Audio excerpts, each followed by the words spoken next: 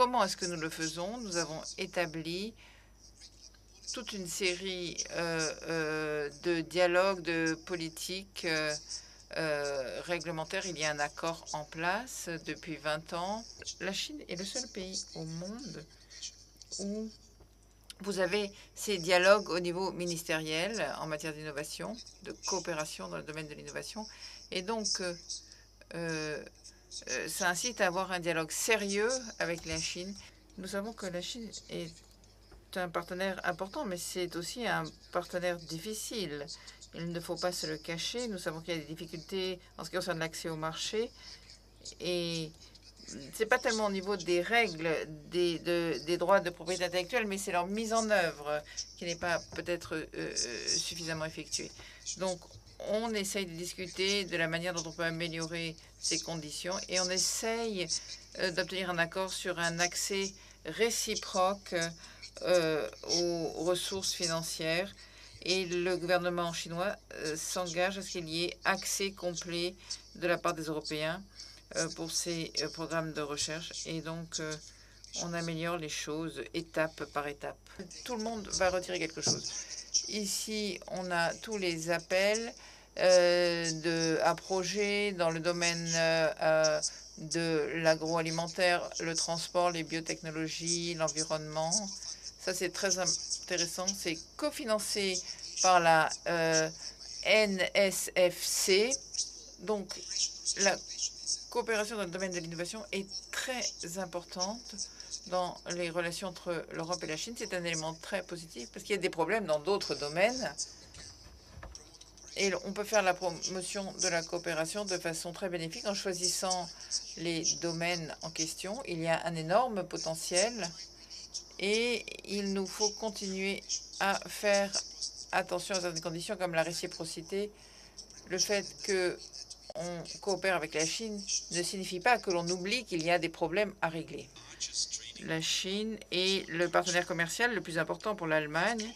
Nous avons des liens étroits et nous avons même un partenariat stratégique à plusieurs niveaux. On a commencé notre coopération en matière de sciences et technologies il y a 40 ans. Je crois qu'on a été un des premiers pays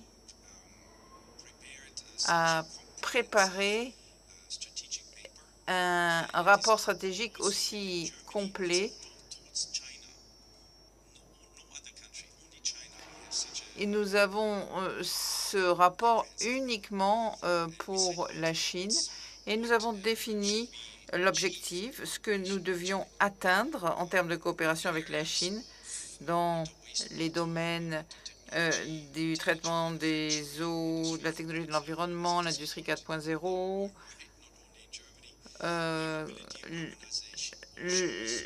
urbanisation, recherche océanographique, sciences de la vie, etc. Le réseau, le Guangxi, c'est quelque chose de fondamental lorsqu'on veut développer son business en Chine.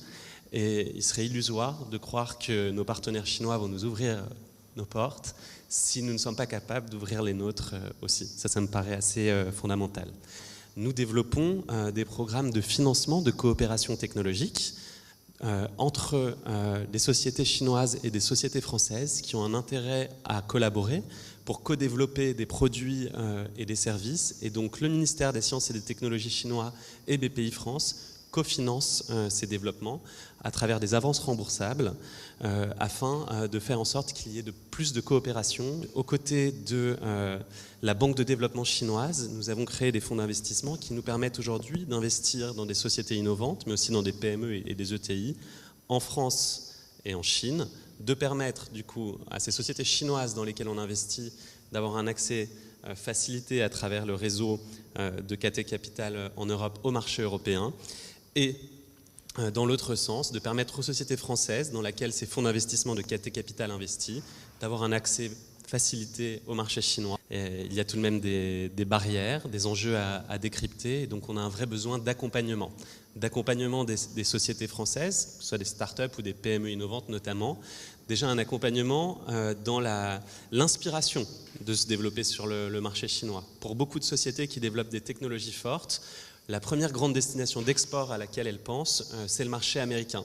Et donc Apix Analytics, à travers un de nos programmes d'accompagnement, crée sa première représentation à l'international en Chine et a développé ses premiers flux d'affaires avec le marché chinois. Donc c'est possible, mais c'est possible à partir du moment où on est bien accompagné. Bien accompagné, c'est avoir un accompagnement qui permet de décrypter en effet les enjeux culturels, de communication, de management interculturel, mais aussi des enjeux de marketing stratégique. Un produit qui est incroyable sur le marché français aura sûrement besoin à être quelque peu adapté, sinon dans sa technologie, au moins dans son marketing, pour trouver preneur en Chine. Des enjeux liés à la propriété intellectuelle, qui étaient soulignés il y a peu. La situation s'améliore beaucoup autour de ces sujets en Chine. Pour vous donner des chiffres, 90% des procès qui ont lieu en Chine autour de questions de propriété intellectuelle sont des procès qui mettent en jeu des acteurs chinois, un Chinois face à un Chinois. 10% mettent en jeu des acteurs chinois avec des acteurs étrangers.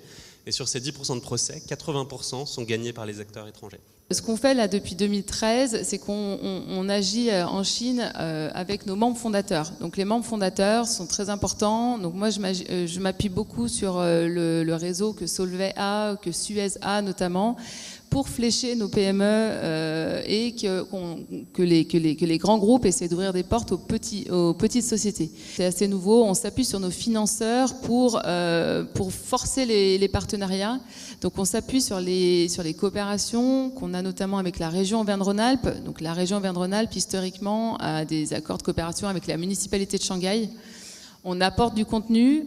On a fait une mission l'année dernière sur la qualité de l'air en novembre 2017. On a emmené 10 acteurs, dont Apix. Et puis, on s'appuie aussi, par exemple, sur les partenariats qu'on a avec Canton, grâce à la municipalité de Lyon.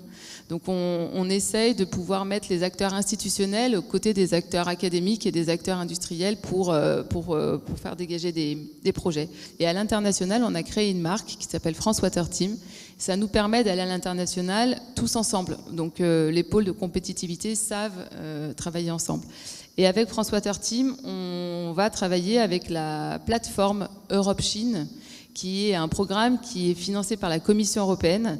Et on va travailler avec eux, notamment via l'Association internationale de l'eau, pour faire en sorte d'arriver à peser sur des projets de traitement de l'eau et de réhabilitation de certains fleuves, notamment du fleuve Jaune. Il y a quelque temps, j'ai entendu parler des nouvelles routes de la soie. Et ça m'a été tout en cause, parce que la démographie, l'absence donc de main-d'œuvre allait être compensée par les robots. La pollution, on allait exporter ce qui était les industries polluantes vers d'autres pays. La croissance financière, eh bien, je me suis rendu compte que les nouvelles routes de la soie étaient un puissant levier de croissance.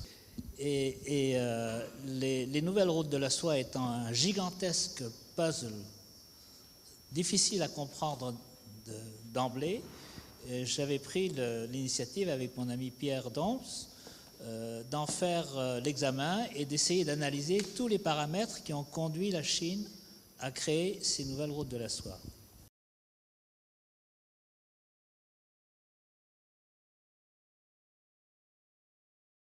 Cette Chine qui a fait de l'innovation sa stratégie première du développement, et notamment par un appel permanent à la jeunesse pour que la jeunesse libère un certain nombre de ses talents pour créer, pour inventer, pour ajouter de l'intelligence au développement économique de la Chine.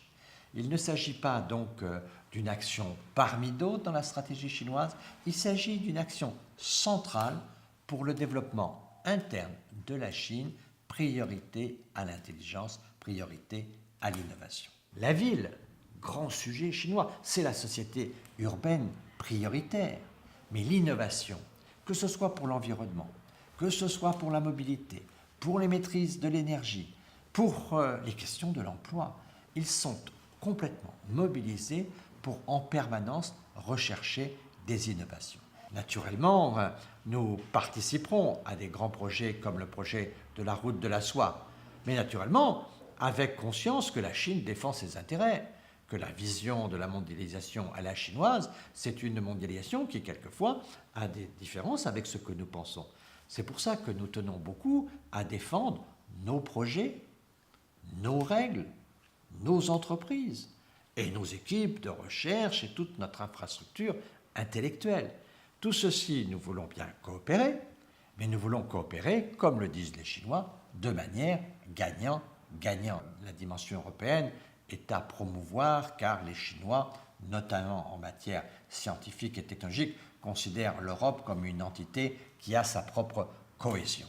Assez peu de théorie, on répond rarement aux projets chinois par de la théorie. Répondons par de la pratique, par des projets opérationnels de coopération. Notre monde est très dangereux. De plus en plus se créent des foyers de tension dans le monde. Au-delà des crises à venir, du terrorisme, des changements climatiques, de tout ce que nous avons comme menace, il y a tous ces foyers de crispation régionale ou internationale. Dans tout cela, la meilleure de toutes les réponses, c'est la coopération. Contre les tensions, la coopération. Mais pour avoir de la coopération, il faut des projets. Merci de pouvoir offrir à cet équilibre du monde multipolaire, multilatéral que souhaitent la France et la Chine, merci d'offrir les projets concrets sur lesquels aujourd'hui vous avez travaillé.